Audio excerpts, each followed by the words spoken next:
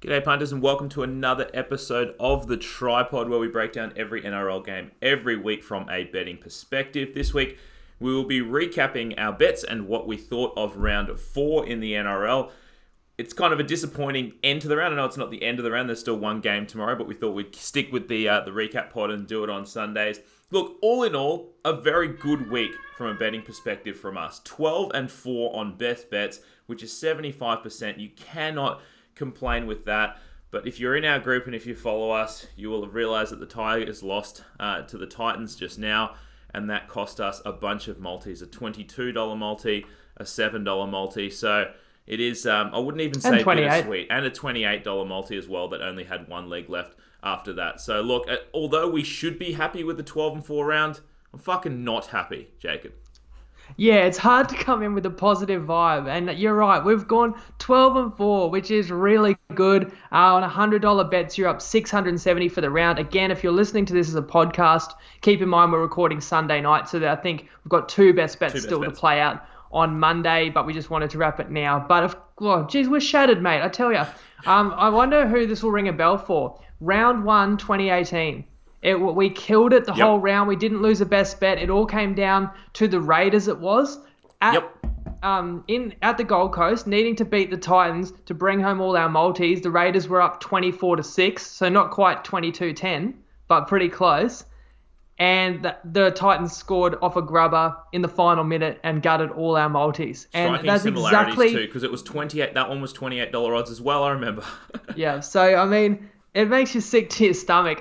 Let's talk about the game. Let's talk about it. I'm trying to find where it went wrong. I have to give credit to the Titans because they were spirited and they kept coming even when they fell behind 12-0, got it back to 12-all, fell behind by 10 again and fought back. I do think when Harry Grant went off, it was clear the Tigers dropped off. I know that Billy Walters came on last week and seemed to add a spark, but it seemed like it may be a mistake, like Harry Grant just needs to be out there the whole time. But from 22-all, the Tigers kick a field goal if you didn't see the game with like 3 minutes to go. And then the Titans kick a kickoff that doesn't go 10 meters, but it bounces. And with the way the rule is, you can't touch the ball. Bounces twice. It bounces twice and the Titans regather. And then they go 5 tackles. They don't know what to do. They're trying to set up for a field goal, but they're not near enough to the post, so they have to run it. And it's a winger or a center kicking a grubber through behind, kick and hope. And they regather and score and gut all 3 of our multis and our best bet, one of our best bets as well. So we obviously lost a little bit of money on that game with best bets, went 1 and 2. Yeah, look, and we went 1 and 2 on the game, as you can see on the screen now, and we were looking pretty good to sweep the game. But look, I know we can shit on the Tigers, and to be fair, they really fell asleep second half. Started the second half, but after the last 30 minutes, they really did fall asleep. They looked clinical in the first 20 minutes.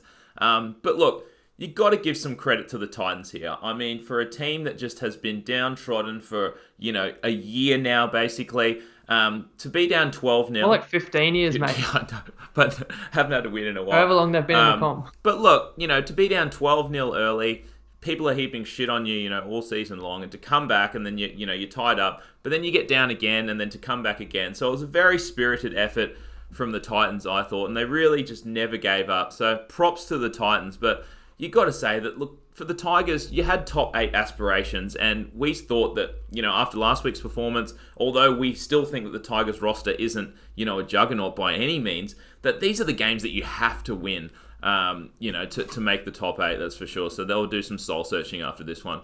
They will when they finish 9th. Yes, again. Let's rewind to Thursday night. It was our team, the Broncos, going down to the Roosters 59-0. We did have one best bet on the game. It was the Roosters over 22.5. That obviously cashed easily in the first half. Look, we should have had more bets on this one, and I was a bit hesitant, Jacob. You were right on the money with the Roosters here, and even without Tedesco, they were just absolutely clinical. But look, I think we're right on the money when we say that, this Broncos side, I don't know if people watched our 5-year time horizon podcast, you'd know that we think this Broncos team is going to be very good over the next 5 years. They have a lot of young, good forwards and a lot of, young players that are going to develop. But at the moment, they just aren't fully fit. And until they are fully fit, they're not going to be the same team that we expect out of them. So, look, the Broncos don't take anything away from them necessarily here. The Roosters, when they can get a roll on, they do just roll teams. But for the next few weeks until the Broncos get their forwards back, it's going to be tougher sledding than people may think.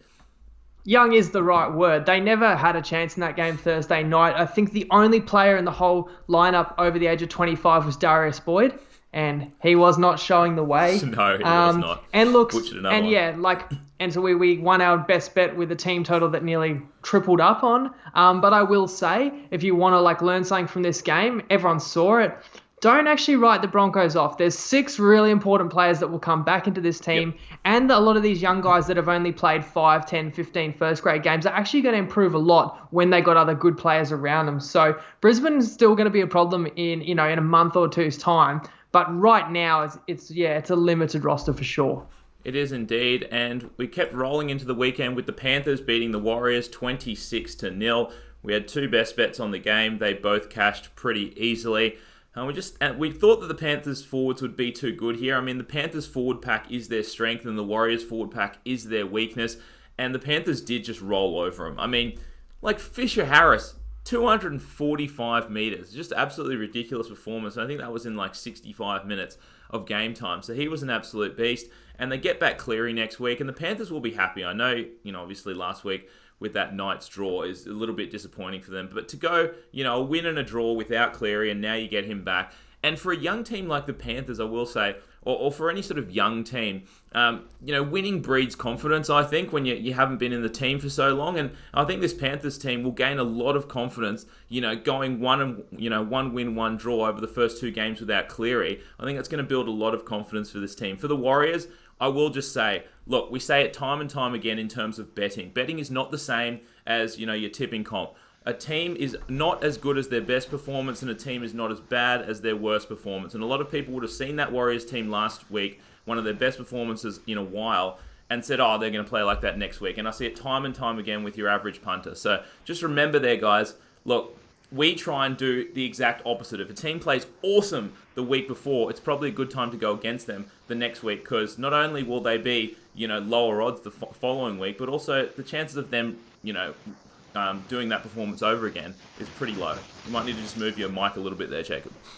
And one of the reasons we did lose in round 3 when we went against the Warriors was, missing quite a few players, let me know, sorry guys if I'm crackling up on you. They were missing Fusatua, a star in their team, right? But they still won 18-0. So then everyone goes, oh, well, they don't need him anymore. And then to have Marmelo do a slight hammy tear during the week, you talked about how the Warriors' strength is not their forward pack, but that's because you think of the Warriors, you think of RTS, Fusatua, and Marmelo, yes. So they're missing 2 of those 3. So although people just thought, oh yeah, they'll just play the same as they did the week before, we explained you can't start every match completing your first 43 sets. True. And it's funny you shouted out Fisher Harris, because I wanted to shout him out as well. I used to always think of him as an awesome aggressor off the bench for the Panthers, but he's so much more than that. He is now the heart and soul of that forward pack right alongside Kickout. That's an amazing 1-2 punch. You mentioned they'll get Cleary back. I thought the difference was as well when they took the lead in this one, they didn't take shortcuts. They kept their composure, unlike the week before where they blew that lead. So Penrith has bright future bringing back your star halfback now. Let's move on to the Storm game. We loved the Storm in this one. We had 4 best bets. It was the most best bets we had on any game of the whole round. The Storm beat the Rabbitohs. And mate, before you talk about this one, continue. Can I just cut in with story time here? Yeah, Because you might actually just need to move your mic until we can get it silent. You tell me, is that any good? Perfect. Okay, story time. So the Rabbitohs played in Melbourne this week, and all the story's been about how the Rabbitohs have never won in Melbourne, and they kept on showing all the... not perfect. You're going to need to... Sorry. And trust me, the story will be worth it. Okay, all right. Okay. So all I can remember is 2016, where we gave out the highest ever, I think, winning odds we've ever given out in a multi in 600 to 1. It included the Rabbitohs, $8 to beat the Storm. No one gave the Rabbitohs any hope in hell. They were an 18-point underdog to beat the Storm down in Amy Park in 2016. They were winning the game 14-12. They had the ball with 90 seconds to go. You just run through your set, you can't lose that game. they somehow ran behind their own man and gave up an obstruction, but they didn't go through. But Cam Smith, being the scammer that he is, pleaded to the ref, got his team a penalty, so gave away a penalty in possession. The Storm went 30 metres up the field. Then the Rabbitohs got done with a lifting tackle that was just in range for the Storm to have a shot at goal. So they get a penalty and kick another penalty goal after the siren to make it 14-all, get to golden point. You know you're never going to win once you've blown the lead there. But Reynolds still had 2 shots at a field goal to win the game, missed them both. Pretty sure it was Cooper Cronk who nails it, and the Rabbitohs lost that one. And I'll never forget that, because it was a 600-1, and we've won over 100-1 multiple times in 5 years. But that was a 600-1. Kind of funny consolation that was with Bet365, and they actually paid it as a push because it went to extra time. So it paid out at 80-1, but it felt like a loss. Anyway, I just wanted to throw in a good old painful story. And I already planned to tell that story before we suffered 2 more excruciating losses today. But please, let's talk about Friday night. And I'm telling you, I really hope that... I know that last year was the year of just close losses on multis, and I just really hope that does not continue on through this year, because we don't deserve it. We're good blokes. Look, 4 best bets on the game. We went 3-1.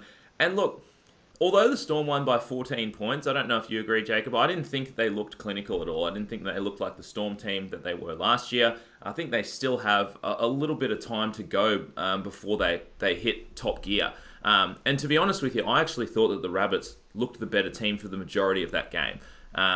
I thought that the Storm had a couple of moments of brilliance, some Munster brilliance, a breakaway try. But other than that, I thought that the Rabbits were the better team for the first 60 minutes. And then just second half, just the amount of mistakes that this Rabbitohs team put down, they just played themselves out of the game and gave themselves no chance in that second half. It was just way too many errors from this Rabbitohs team. So look, I was actually not super impressed by the Storm.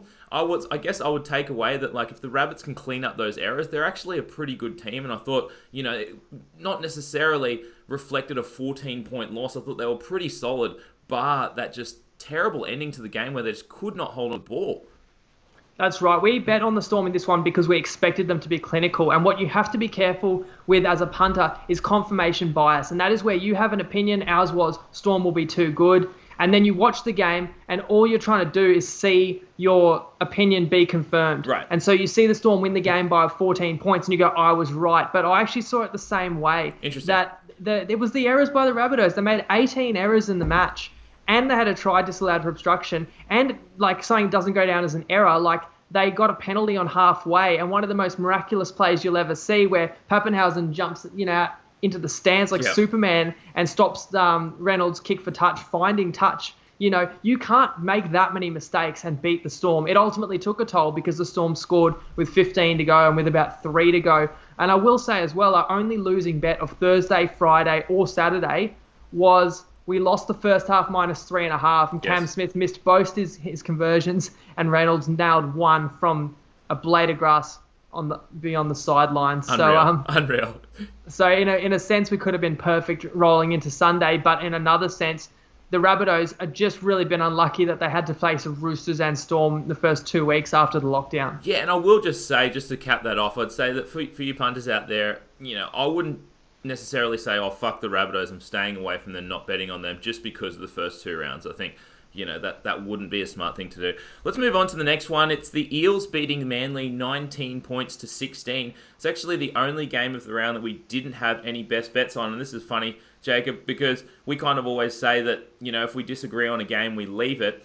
And, we disagreed on this one, and the game basically landed where the line was. So we were pretty much bang on there. And what a game it was, really, from 2 of, the top teams. Eels started off really strong, 18-2 up, and I just thought that the playmaking and the finishing was better from the Eels side, and it just looked like they might just run away with it. But Seagulls, tough as nails, and, slowly grinding their way back. So, look, in terms of punting, I'm not going to take anything away from either of these teams. In fact, from this performance, I'd probably slightly upgrade both teams. I thought it was a really solid performance by both of them. I guess in terms of a punting perspective, we do have to talk about the forward pass at the end a little bit. I didn't think it was a forward pass, and a lot of people are going to say Manly got robbed. The NRL later came out and said it wasn't a forward pass either. So tough break for Manly bettors. But all in all, look, from a betting perspective, both teams really solid performance, and can't really take away anything from either of them. Yeah, we don't need to talk about the forward pass to fill time here. We're here to try and take away real learnings and talk about how we can make money. And there's plenty more to talk about in that game. And I really feel Manly have themselves to blame. First of all, absolutely crucial mistake was when the Eels got a scrum feed with dead set 20 seconds to go in the first half. And I believe the Eels were only up 6-0 at the time. You can't give up a try off that scrum. No, that's terrible. You've only got to survive one tackle, and they let them score a walk-in by the winger there. So that was a killer. And Eels scored first in the second half. So it was 18-2 to the Eels if you didn't catch this game, which was a wild one. But then Manly did fight back ultimately as well. I feel like they looked nowhere near as good as they did the week before when they ran rings around the Dogs. And yeah, fair enough, the Dogs is not the same outfit that the Eels are, and the Eels put them under a lot of pressure and made them earn it a lot more. But, the Manly got that try to pull the game within 3, only with about 3 minutes left. If they had been able to score and they had multiple opportunities in the final 20 minutes, then the destiny would have been a lot more in their hands. They wouldn't have had to come down to one call in the final minute. Correct. So I think Manly could have executed a bit better. It's still a gut-wrenching loss for them. They're going to have to pick themselves up, though, but these are two really elite teams of the competition. They are indeed. Let's move on to the Cowboys, losing to the Sharkies 16 points to 26.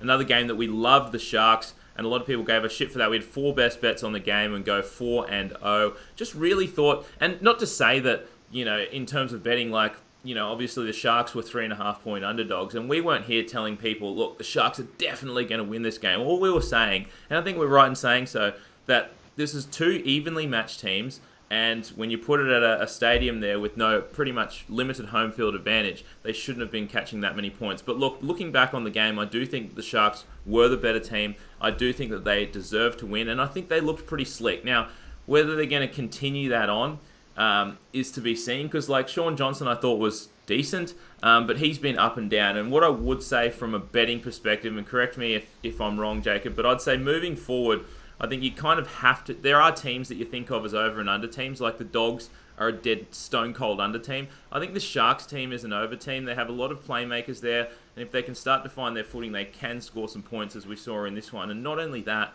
the defense looks shonky, and I know the Cowboys only put 16 points on them, but I thought there were numerous opportunities where, the Sharks defense, they got caught out, and if they were playing against a better team, they would have had a lot more points scored against them. So I think, moving forward, I am going to think of this Sharks team as an over team. Look, Cowboys, they're not a great team without Taumalolo, and it kind of showed. They missed that forward pack, that punch in the forward pack. A couple of early injuries in the first half didn't help the Cowboys' fortunes either. So, look, hopefully they do get Taumalolo back. You'll have to watch closely whether he's going to be back next week for them or not. But what I would say as well is just remember that the Cowboys have played their first 2 games back since restarting the season in Townsville. So their stats and their results should be a little bit more inflated than they should be moving forward, I guess. This was the wackiest game of the round, and it started before kickoff with the word getting out that 6 of the Sharks players failed the temperature test in terms of the threshold they have to be under to get cleared. And, of course, that was very worrying when I heard that, and then was worse when I saw the odds were plummeting for the Cowboys. I thought someone knows something. Which players is it? Oh, my God, this is our strongest player, the round, 4 best bets. This can't happen to us. We haven't lost a single, tip or leg this round yet, and it's going to crash down like this. And then, within half an hour, it was all 6 are good to go. So you go, okay, you wipe the sweat off your brow there, but you hope that they weren't carrying any illness or anything. Or whatever. Yeah, see how it goes. And our reason for taking the Sharks was we thought they would be the more desperate team, and they played like that. They were under a lot of pressure early. First 10 minutes, they barely had the ball, and they withstood it, and then they never trailed in the game. They were always either, leading or level. But in saying that, it was not smooth sailing. Man, they kept giving the Cowboys opportunities to come back into this game. It was, as I said, it was a wild one. It looked like neither of these teams wanted it, but ultimately the Cowboys never were interested in snatching it. They were very poor across the board, and it does show you just how much Taumalolo covers up for a very poor team. Neither of these sides, I didn't pick either of them to make the top 8. I definitely don't feel any differently about it now. Last game of the round was not last game we'll cover, was an absolute cracker. The Knights beating the Raiders 34 points to 18.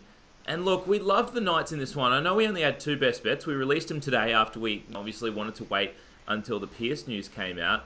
But we loved the Knights. And of course we only go 1-1 because we have either team to win by 1 to 12 points. And we said to ourselves, look, we love the Knights here. We're catching an extra 2 points on the line. Surely the Knights don't win 13 plus. And of course it's a late try that screws us again. At that point we should have known that this, the Tigers game would have been a terrible curse and a terrible ending to the weekend. But what a performance by the Knights. And look, I will just reiterate, once again, a team is not as good as their best performance, not as bad as their worst performance. And that's why it's kind of important. I know not everyone gets the chance to do it. We do get the chance to watch every single NRL game, and we do watch every single one of the round. And it is important because if you look at the box score or the score of that Raiders Storm game, you'd say, oh, fuck, the Raiders absolutely smashed the Storm. But if you actually watch it, you'd say, yes, the Raiders had limited opportunities. They took every single one of those opportunities, and the Storm were poor.